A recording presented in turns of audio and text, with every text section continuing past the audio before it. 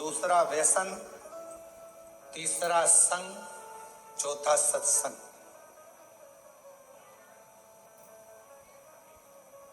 इन चारों का अलग अलग क्रम।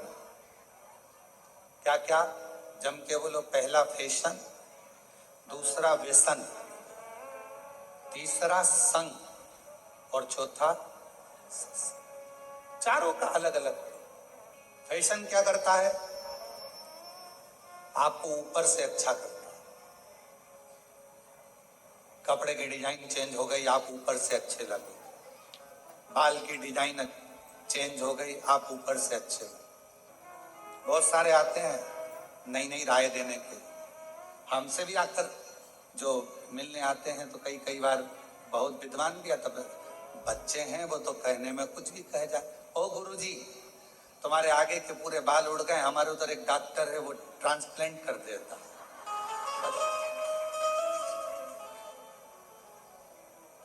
अब उसको बदल दो।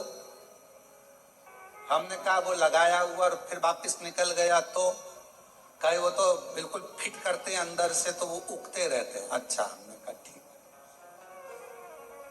अब हमने कहा संसार सागर में आज के जमाने में शंकर भगवान अपने भक्त के मस्तक पर चंद्रमा तो नहीं रख सकते, पर चांद जरूर बना देते हैं। अब जो शिवजी ने गिफ्ट में दिया है उसको क्यों चेंज किया जाए? बोलो सही है कि गलत? जो मेरा भोला बाबा, मेरा शंकर, मेरा त्रिकालदर्शी कैलाशी अविनाशी ने जो दिया उसको कौन बना? बहुत सारे मिलते हैं, बहुत, और नई नई डिजाइन के आते हैं। तो शिव महापुराण की कथा कह रही है कि पहले नंबर पर है, जम के बोलो, फैशन। फैशन क्या करेगा? आपको बाहर से बदले, आपको बाहर से चेंज करे। अंदर से चेंज करेगा क्या? आपको बाहर से बदल रहा है पर भीतर से। दूसरे नंबर पर है व्यसन। फैशन ने बाहर से बदला, व्यसन ने तुम्हारे शरीर को पूरा बर्बाद कर दिया, अंदर से पूरा खोखला कर दिया, पूरा पूरा। व्यसन किसी भी चीज का। आज भारत की भूमि पर जगह जगह पर पुलिस प्रशासन नशा मुक्ति अभियान चला रही है और उसका एक ही कहना होता है कि आप नशे से दूर रहें। नशे से। कई लोग हमसे भी कहते हैं कि आप अपनी कथा में लोगों को संकल्प दिलाया करो कि लोग नशे से मुक्त हो जाए। हम उनको समझा कर कहते हैं कि हमारा संकल्प दिलाने से होगा कुछ नहीं, क्योंकि ये कितना भी संकल्प ले लें, इनकी पत्नी बेचारी रोज की कसम देती है कि मत पियो, औलाद की कसम देती है मत पियो, फिर भी नहीं सुधरते, क्योंकि इनको कोई नहीं बदल सकता। व्यसन करने वाले को खुद अंदर से बदलना पड़ता है, दूसरा नहीं बदल सकता। खुद बदलो। किसके लिए बदलो? व्यसन करने वाले को किसके लिए बदलना चाहिए? अपने बच्चों के लिए।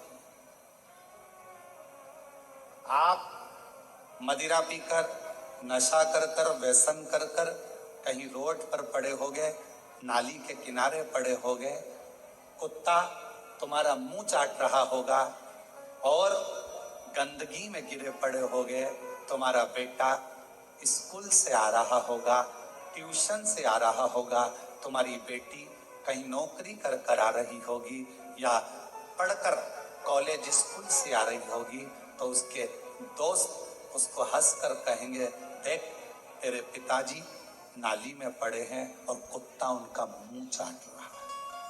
आप अपने लिए मदिरा मत छोड़ो, आप अपने लिए व्यसन मत छोड़ो, पर निवेदन है अपने बच्चों का मुख देखकर अपना व्यसन जरूर छोड़ो। अपने बच्चों का मुख देखकर कि मेरे बच्चों को लोग क्या कहेंगे, एक बेवड़े का बेटा बेटी, एक नशा करने वाले दारू कुट्टे का बेटा,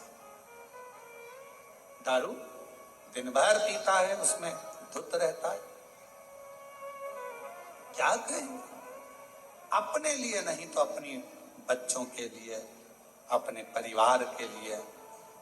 धर्म पत्नी अपना घर परिवार छोड़कर तुम्हारे लिए आई है, थोड़ा सा कहीं जाएगी तो उसको इज्जत नहीं मिलेगी। पिता इसका पति नशे में रहता है, ससुराल वाले भी कह देंगे दामाद तो नशे में रहते हैं, उसको कोई नहीं पूछता, तो अपनी बेटी को भी नहीं पूछा जाता। ये नशे में रहता है, पत्नी को भी आदर नहीं मिलता। नशा करने वाले व्यक्ति की ना धर्म पति को सम्मान मिल पाता है, ना उसके बच्चों को सम्मान मिल पाता है, ना उसके माता पिता को सम्मान मिल पाता है, ना उसके भाई बहन को सम्मान मिल पाता है। इसलिए मेरा निवेदन इस व्यासपीठ से आप सभी से है, अगर बन सके तो अपने बच्चों का मुख देखकर, अपनी पत्नी का मुख देखकर, अपने माता पिता का मुख देखकर एक बार कड़ला मन बना लो कि मैं आज से लोटा लेकर मंदिर जाऊंगा, शिव का जल पीऊंगा, पर गलत व्यसन नहीं करूंगा, नशा नहीं करूंगा। अपने बच्चों का हम संकल्प नहीं दिलाएंगे, हम नहीं करें, अपने भीतर से त्याग। तो पहले नंबर पर क्या है?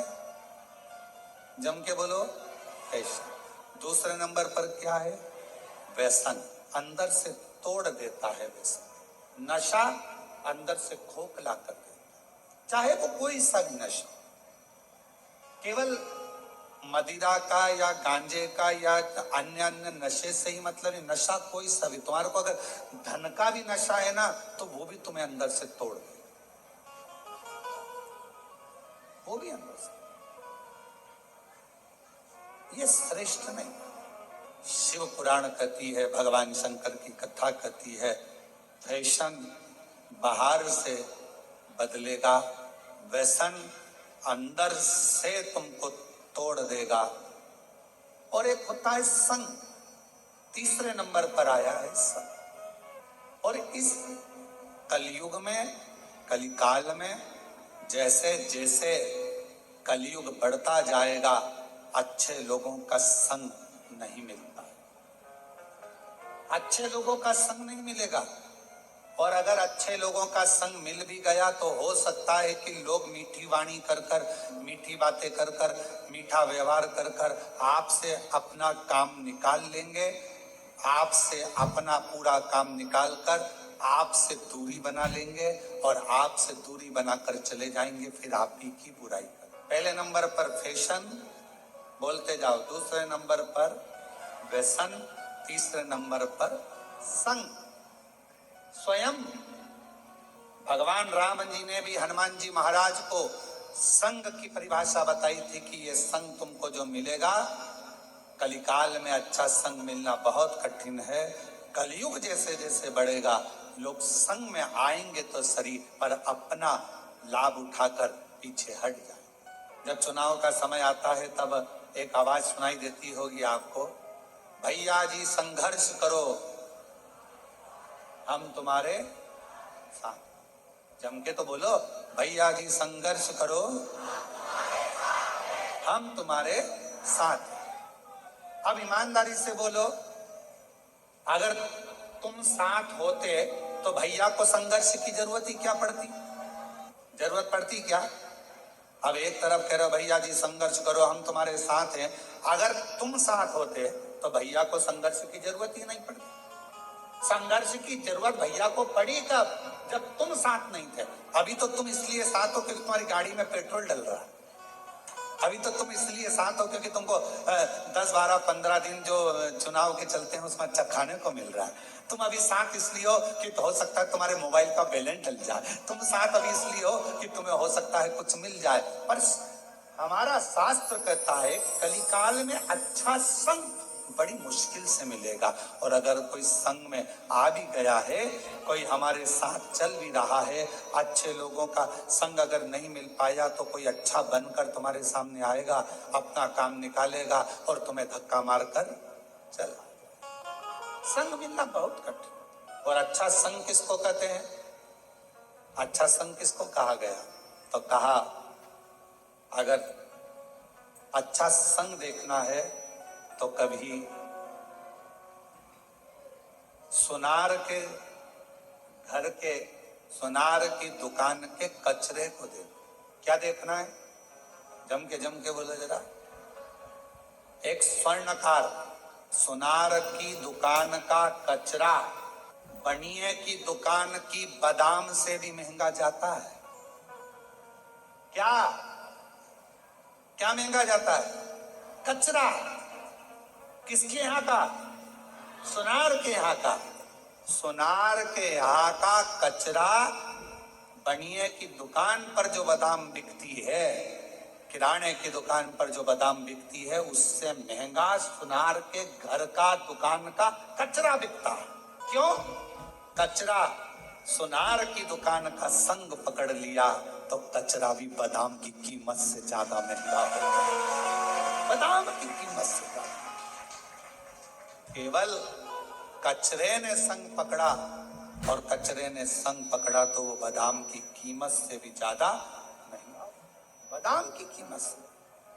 आप अच्छा संग करेंगे तो आपकी कीमत बढ़ेगी, अच्छा संग नहीं कर पाएंगे तो कहाँ कीमत।